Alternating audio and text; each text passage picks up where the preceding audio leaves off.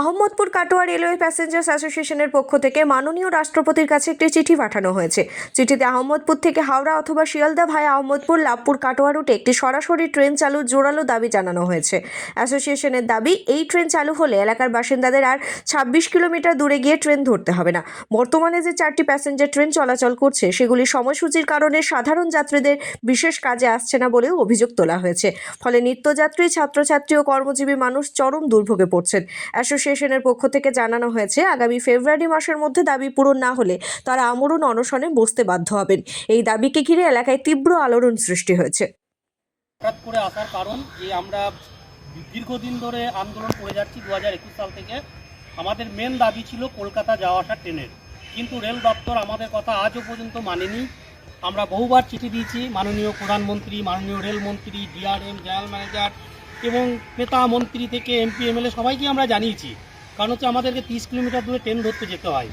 তা আমরা এখনও পর্যন্ত কোনো কলকাতা যাওয়ার এই রুটে গাড়ি পেলাম না। এই রুটের ওপর আপনার 3 থেকে 4টি বিধানসভা আছে, বেশ কিছু 51 সতীপীঠ আছে। তা সত্ত্বেও আমরা সরকারের কাছে জানিয়েও কোনো লাভ হয়নি।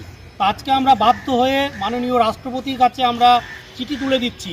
বিষয় হচ্ছে কলকাতা যাওয়া আসা ট্রেনের জন্য। মাননীয় রাষ্ট্রপতির কাছে আমরা দাবি রেখেছি সকালবেলায় একটি কলকাতা যাওয়ার ট্রেনের। এই ট্রেনটি যদি দেওয়া হয় তাহলে আমাদের আর 30 কিলোমিটার দূরে ট্রেন ধরতে যেতে হবে না।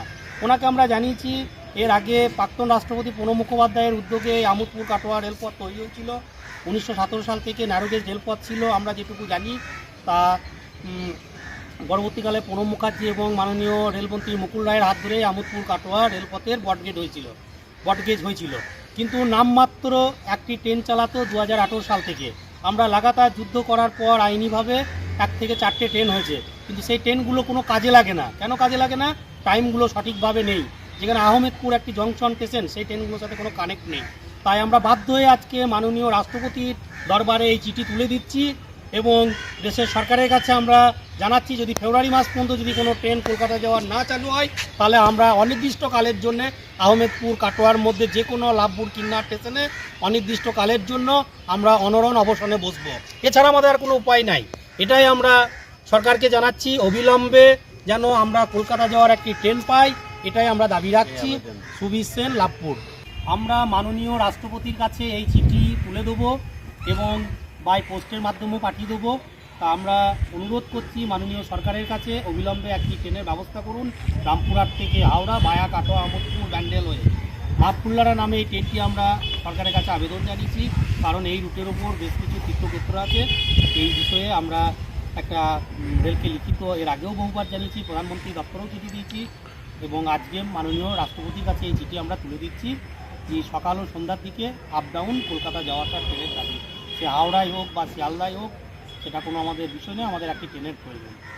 প্যাসেঞ্জার অ্যাসোসিয়েশন থেকে দাবি রাখি মাননীয় রাষ্ট্রপতি মহাশয়ের কাছে যে আমাদের যে দাবি আহমদপুর ভায়া কাটোয়া হাওড়া বা শিয়ালদা যে কোনো একটি ট্রেন সকালবেলা দিলে আমরা খুব উপকৃত হব এবং এখানে যে তারাশঙ্কর বন্দ্যোপাধ্যায়, মাহফুল্লরা বহু তীর্থস্থান আছে, বহু যাত্রী, বহু মানুষের সমাগম হবে এবং আমরা সকলে খুব উপকৃত হব। তাই আমাদের দাবি মাননীয় রাষ্ট্রপতি মহোদয়, রেলমন্ত্রী মহোদয়ের কাছে যে আমাদের আগামী দিনে যেন আমাদের দাবিগুলো পূরণ করেন। আমাদের এই আশা নিশ্চয়ই খুব তাড়াতাড়ি আমরা একটি ট্রেন পাবো।